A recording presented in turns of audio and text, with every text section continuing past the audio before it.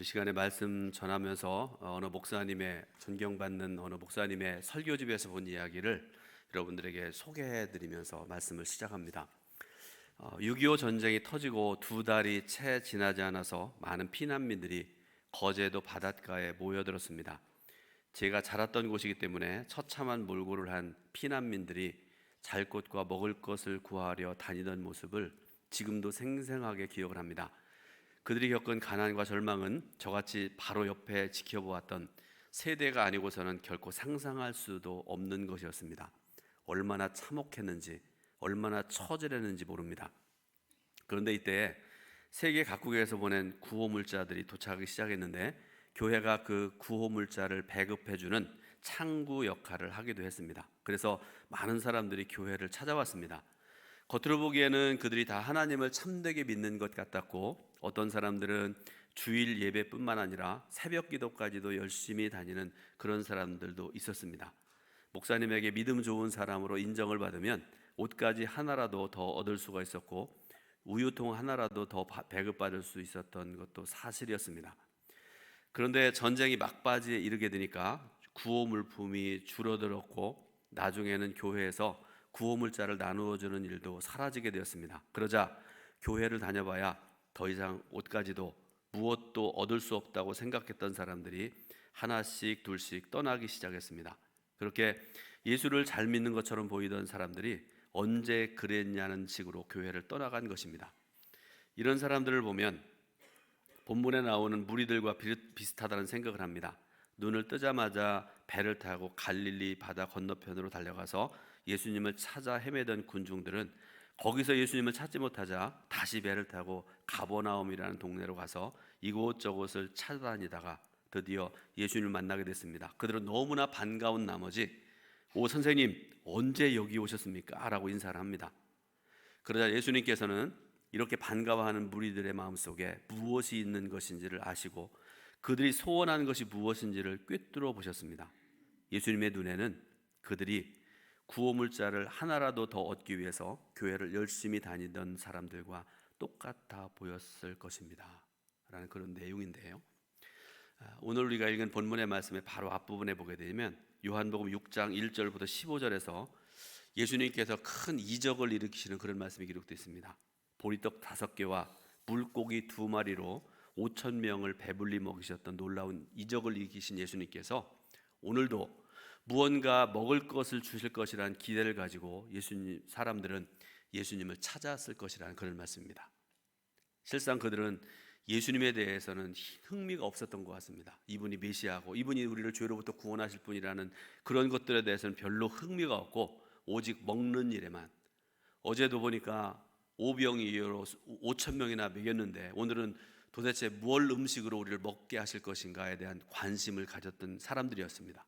그래서 예수님께서는 당신을 반기는 무리들을 보시고는 아주 냉정하게 말씀을 하시는데요, 27절에 보니까 예수님께서 하셨던 말씀이 있습니다. 27절 말씀을 읽어보겠습니다. 썩을 양식을 위하여 일하지 말고 영생하도록 있는 양식을 위하여 하라. 이 양식은 인자가 너희에게 주리니 인자는 아버지 하나님께서 인치신 자니라. 아멘.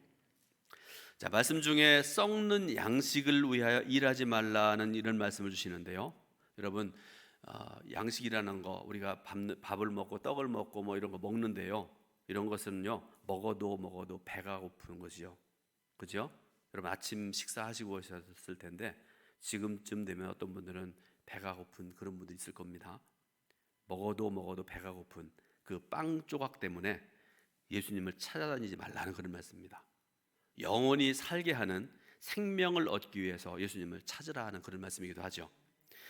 사자성어 중에 동상이몽이라는 말이 있습니다. 무슨 뜻인가 하면 한 자리에서 같이 자면서도 서로 다른 꿈을 꾼다는 그런 뜻이고요, 겉으로는 같이 행동하면서도 속으로는 각각 다른 생각을 하는 것을 비유적으로 이르는 말이라는 그런 그 뜻을 가진 그런 말입니다. 애초에 이 말은 중국의 고사에서 유래된 말인데 오늘을 사는 우리들에게도 발견하기 쉬운 모습이라고 저는 생각을 합니다. 한 가족 안에서도요 똑같이 살아가는 것 같은데도 다 생각들이 다르잖아요. 예를 들어서 지금 우리가 예배를 드리고 있습니다. 이 동두천 감리교회 예배당에서, 여러분 여기는 교회가 아니라 예배당입니다. 그죠? 아시죠? 정확하게 말씀드리면 예배당입니다. 여기서 우리가 지금 예배를 드리고 있습니다. 같은 찬송을 불렀습니다. 또 장로님의 대표 기도가 있었고 그 기도에 우리가 다 아멘으로 응답을 했죠. 또 담임 목사의 설교를 여러분들이 다 듣고 계시는 중에 있습니다. 그런데 여러분 겉으로 보기에는요, 지금 몇백 명의 성도들이 똑같은 모습으로 예배를 드리는 것 같은 그런 모습이죠. 그런데 속으로는 각각 다 다른 생각을 가지고 있을지도 몰라요. 제가 너무 좀 마음이 좀 덜 좋아서 기도하다가 일어나서 여러분 좀 조용히 하세요. 저 목사가 어떻게 저런 소리 할 수 있을까? 그런 생각을 아직도 하고 있는 분이 있다 그러면 회개하시기 바랍니다. 어쨌든 여러분 이 시간에 말씀 들으면서 여러 가지 생각들을 하고 있을 거예요. 가정 생각, 또 뭐 배우자 생각, 또 돈 갚아야 되는데 그런 생각도 하실지도 모르고요. 여러 가지 다른다는 생각을 가지고 지금 예배를 드리고 있는 그런지도 모르겠습니다. 속으로는 그럴 수 있다, 그런 말씀이죠. 근데 분명한 사실은 앞에서 잠깐 말씀드렸던 것처럼 영생을 얻기 위해서 예수님을 찾는 것이 바른 신앙이다, 그런 말씀입니다. 왜냐하면 예수님은 그 말씀 중에 있었잖아요. 하나님께서 인치신 자이기 때문이다, 이렇게 말씀을 하세요. 자, 인쳤다라는 말의 의미가 어떤 것인가 하면요, 하나님께서 세상을 구원하시기 위해서 모든 권리를 대신할 수 있도록 자기의 도장을 찍어서 위임장을 주셨다라는 그런 뜻을 가진 말이 인쳤다라는 말입니다. 옛날에 왕이 사신을 보낼 때, 우리 한국에서도 중국으로 사신을 자주 보냈잖아요. 그럴 때마다 사신이 가지고 가는 문서가 하나 있는데요, 여러분 그 문서에다가 왕이 가지고 있는 도장을 찍어요. 그게 뭔가 옥새, 그렇게 얘기를 합니다. 옥새. 그러면 그 도장을 찍은, 옥새를 찍은 위임장을 가지고 가게 되면 어디 가든지 왕이 보낸 특사로서의 권한을 행사할 수 있었는데요, 예수님이 바로 이와 같은 분이다, 그런 말씀입니다. 하늘과 땅의 모든 권세를 위임받으시고 모든 죄인을 구원할 수 있는 특권을 위임받아서 오신 유일한 구원자, 그분이 바로 예수 그리스도십니다. 그러므로 여러분 다시 한번 말씀드리는데요, 예수님 이외에 어떤 구원자도 없습니다. 믿으시길 바랍니다. 제가 어제 그 여선교회에서, 동두천 지방 여선교회 개석회를 한다고 그래서 회장님이 저한테 전화하셔가지고 축도를 해주셨으면 좋겠습니다. 그래서 제가 갔습니다. 가던 중에 오늘 새벽에도 제가 새벽기도 시간에 잠깐 말씀드리는데요, 가다 보니까 그 하나님의 교회라고 하는, 아시죠? 교회를 어떻게 그렇게 졌는지 모르겠어요. 이렇게 졌잖아요. 이렇게 제가 쓰러지는 교회라고 얘기하는데, 하나님의 교회라고도 하고 안상홍 증인회라고도 하고, 지금은 여러분 안상홍이 죽고 난 다음에 여러분 이단이니까 제가 이런 말 해도 여러분 이해하세요. 안상홍 마누라를 하나님의 어머니라고 그러고 그거 믿어야 구원받는다고 그렇게 얘기하는데요, 가다 보니까 뭐 주차하기 좀 좁긴 하지만 가득 차 있더라고요. 아마 그들이 토요일날 예배드리는 집회를 하는가 봐요. 그 모습을 보면서 지나가면서 제가 그런 생각을 했습니다. 참 어리석은 자들이다. 이들은 안상홍이 재림주라고 얘기하는데 또 그 아내가 뭐 구원자요 메시아라고 그렇게 얘기하는데 어리석은 자들이면 틀림없습니다. 여러분 다시 말씀드립니다. 우리의 구원자 재림주는 예수 그리스도 한 분뿐이십니다. 요한복음 14장 6절에 보니까 내가 곧 길이요 진리요 생명이니 나로 말미암지 않고는 아버지께로 올 자가 없느니라, 이렇게 말씀을 하세요. 예수님께서 분명히 말씀하십니다. 예수님만이 세상의 유일한 구원자라고 말씀하신 이유가 있습니다. 하나님의 인치신 자가 예수님 이외에는 없기 때문입니다. 그러므로 예수님을 찾던 무리들은 배가 고플 때는 빵을 요구하기도 하기도 하고요, 배고프니까 주님 먹을 것을 주세요, 그럴 수 있잖아요. 몸이 아플 때는 제가 병들었는데 저를 고쳐주시기 원합니다, 그럴 수 있다, 그런 말씀입니다. 그런데 근본적인 문제, 죄사함을 얻고 구원을 얻기 위해서는 예수님을 찾아가야 됐다, 그런 말씀입니다. 그런데 예수님께로부터 썩는 양식을 위하여 일하지 말고 영생하도록 있는 양식을 위하여 일하라는 말씀을 듣자 이 사람들이 예수님께 질문을 해요. 뭐라고 질문하는가 하면 28절에 여러분 짧은 말씀인데요. 보세요. 영상에 나옵니다. 28절 같이 읽습니다. 그들이 묻되 우리가 어떻게 하여야 하나님의 일을 하오리까? 아멘. 28절이 짧으면서도 간단한 것 같고 쉬운 것 같지만 굉장히 중요한 말씀인데요. 이 말씀을 좀 이해하기 쉽도록 말씀드리자고 그러면 우리가 무엇을 하여야 하나님의 일을 하는 것이 됩니까? 라는 그런 질문이기도 하고요. 하나님이 요구하시는 일을 우리가 어떻게 하면 할 수 있습니까? 라는 그런 질문이기도 합니다. 굉장히 중요한 질문입니다. 우리 그리스도인들의 심령의 밑바닥에는요, 저도 그리스도인이고 여러분들도 그리스도인들인데요, 우리의 심령의 밑바닥에는요, 내가 하나님을 위해서 뭔가를 해야 된다는 그런 의식이 깔려 있는 것 같아요. 심지어 어떤 사람들은요, 우리 동천감리교회에서 내가 이렇게 열심히 헌신하고 내가 열심히 주일을 하지 않으면 우리 교회는 아무것도 아니다, 그런 생각을 가지고 있는 분이 있는지도 모르겠습니다. 예를 들자면 하나님이 나에게 영생을 주신다고 하면 그것을 어떻게 공짜로 받을 수 있겠는가? 그 영생을 얻기 위해서는 무엇인가를 함으로써 값을 치러야 된다. 또 천국이 있다면 그곳으로 들어갈 비자를 얻기 위해서 무엇인가를 선한 일을 행해야 되지 않겠느냐, 이런 생각들을 우리가 모두가 가지고 있을 수 있다는 그런 말씀이기도 하지요. 많은 사람들이 가지고 있는 이런 생각들을 가리켜서 우리가 공로의식이라 이렇게 얘기를 합니다. 신앙적인 용어입니다. 공로의식. 이 공로의식은요, 너무나도 뿌리가 깊고 강해서 성령님의 강력한 역사를 통해서 뿌리를 뽑지 않으면 제거할 수 없습니다. 분명한 것은 성경을 보더라도요, 하나님께서도 이 공로의식을 얼마나 혐오하고 계시는지를 알 수 있게 하시는 그런 말씀을 주고 계세요. 인간은, 여러분 말씀드립니다, 인간은 하나님 앞에서 아무런 가치도 없는 존재입니다. 물론 선한 일을 할 수 있습니다. 그러나 그것은 하나님께서 이 세상에 주신 이 일반 은총으로 그런 선함조차 없다고 그러면 인간 사회는 완전히 지옥으로 변할 수밖에 없을 것 같습니다. 중요한 것은 내 눈에 선하다고 해서 하나님께서도 그것을 선하게 보실 것이라는 생각들은 잘못될 수가 있다, 그런 말씀이죠. 내가 선한 일을 했다고 해서 그 선행이 하나님의 인정을 받을 수 있다는 그런 생각도 어떤 경우에는 큰 오해일 수 있습니다. 내가 보기에 좋다고 하더라도 그것은 어디까지나 내 눈에 좋은 것이지 하나님께서 좋게 보실 것이라는 그런 생각은 인간의 교만일 수 있다는 그런 말씀입니다. 그런데 이것을 알지 못하는 인간들은 우리가 하나님을 위해서 무슨 일을 하겠습니까? 해야 됩니까? 라고 질문을 하고 있는 것이죠. 자, 다시 말씀드려서 공로의식은요, 어떤 점에서 사람들의 우상이 될 수 있고 종교가 될 수 있습니다. 또 보람되고 선한 일을 한 것이 자기 자신을 추겨 세우도록 만드는 유혹거리가 되기도 합니다. 남들이 하지 못하는 어떤 큰 일을 한다고 그러면 교회 안에서 내가 이런 일을 하고 내가 저런 일을 하고 우리 교회에서 내가 최고로 헌신하는 사람이야, 그런 독특한 큰 일을 한다고 그러면 그것이 자기 자신을 드러내는 공로가 되기도 합니다. 이런 식으로 사람들은 내가 하나님을 위해서 무엇인가를 할 수 있다, 그리고 내가 무언가를 하면 그것을 하나님께서 인정해 주실 것이다 라는 그런 생각을 하는 것이지요.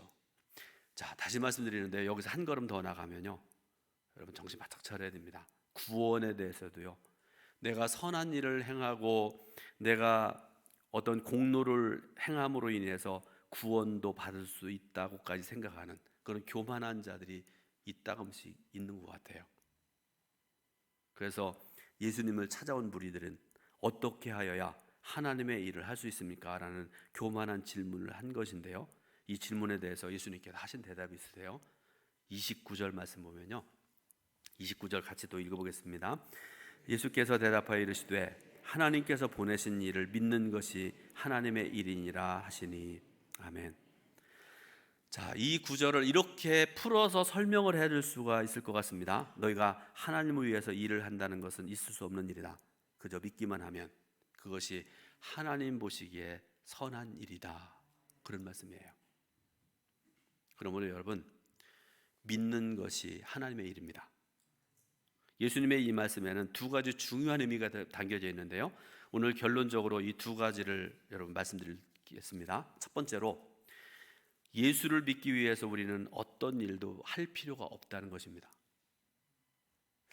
이 말씀을 좀 무슨 말씀인가 이상하게 듣는 분이 있을지도 모르겠는데요. 다시 한번 말씀드립니다. 예수를 믿기 위해서 우리는 어떤 일도 할 필요가 없다. 인간이 예수를 믿고 구원을 받는 데에는요, 공로나 선한 행위가 전혀 필요 없습니다. 오직 믿음 하나만으로 충분하고 그 믿음이 하나님께로부터 선한 일로 인정을 받는다는 그런 말씀이죠. 로마서 4장 4절에 일하는 자에게는 그 삭시 은혜로 여겨지지 아니하고 보수로 여겨지거니와 이렇게 말씀을 하시는데, 만약에 이 일을 해서 삭스를 받으면 그것은 결코 은혜가 될 수 없다는 그런 말씀입니다. 그러나 이 일을 하지 않을지라도 선한 행위나 공로 따위가 없을지라도 그런 사람을 의롭다 하시고 영생을 주시는 분을 믿는 그 믿음을 하나님께서는 의로 여기신다. 좀 어려운 말씀인데 그런 내용입니다. 그러므로 예수를 믿는 저와 여러분들은 일한 것도 없이 하나님께로부터 의롭다 인정을 받고 영생을 이미 얻은 사람들입니다. 오직 예수를 믿기만 하면 됩니다. 왜 그런가 하면 내가 해야 될 그 일들, 내가 지금도 생각하고 있는 그 일들을 이미 예수님께서 이미 다 하셨기 때문에 그렇습니다. 하나님께서 인정하실 만한 모든 선한 행위를 예수님께서 다 하셨다는 말씀이에요. 하나님께서 인정하실 만한 선한 행위라고 말씀드렸는데 그게 무엇일까? 하나님께서 요구하시는 죄의 대가. 예를 들어 보겠습니다. 저를 예를 들어 볼게요. 저는 사기꾼이 아닌데요. 제가 사기꾼이라고 생각을 해보세요. 막 그 사람들에게 찾아다니면서 이거 하면 나한테 이걸 맡기면 당신한테 이렇게 이익을 주겠다 그러면서 제가 10억을 가로챘다고 생각을 해보세요. 사기꾼입니다. 붙잡혀가지고 경찰에 끌려가서 조서를 작성하고 검찰에 넘겨서 기소를 당하고 판사 앞에 가서 재판을 받습니다. 저는 10억 사기꾼이 얼마를 받는지 몰라요. 어쨌든지 간에 10억 원 어치의 사기를 쳤으면 그 사기친 10억에 대한 대가를 치러야 된다는 그런 말씀인데, 그런데 하나님께서 인정하실 만한 죄악에 대한 그 형벌, 죄의 대가를 예수님께서 나 대신 십자가에서 지불하셨다는 그런 말씀입니다. 그럼 우리가 할 일은요, 예수님께서 다 하신 그 일을 통해서 하나님의 사랑을 받으면 되는 것입니다. 나를 대신해서 모든 일을 다 해주신 그 예수님만 붙드는 것이 우리가 해야 될 유일한 일이고 그것이 바로 믿음이라 이렇게 말씀을 하고 계세요. 두 번째로, 믿음은 입으로만 주여 주여 하는 것이 아니라 그 이상의 의미를 가지고 있다는 것입니다. 조금 어려운 말인데요, 예를 들어 이런 내용입니다. 흔히들 어떤 사람들 중에 보게 되면 믿음을 값싼 부적처럼 그냥 달고 다니는 사람들이 있는 것 같아요. 부적 달아보셨어요? 그것도 뭐 몇 억짜리도 있다고 그러대요, 보니까. 그런데 값싼 부적, 이리저리 굴러다니는 부적을 여기다 주머니에다 집어넣었다고 생각을 해보세요. 있는 듯 없는 듯 그렇게 살아가겠죠. 그런 사람 같은 사람들이 있다, 그런 말씀입니다. 그런 사람들에게 믿는다는 건 뭐를 의미하는가 하면 요란하게 말하면서도 믿는 사람다운 열매가 보이지 않는 사람. 예를 들어도 성경 공부를 많이 하는데 그 말씀대로 순종하는 모습이 잘 나타나지 않는 사람. 교회 안에서 봉사는 눈에 띄게 하는데 가정에서나 직장에서나 예수 믿는 향기가 전혀 나지 않는 그런 사람. 그러면서 입을 열기만 하면 주여 주여 할렐루야 아멘 찬양하고 막 그렇게 살아가는 사람. 이런 사람들을 가리켜서 우리가 값싼 부적처럼 그냥 달고 다니는 사람들, 이렇게 얘기할 수 있는 것입니다.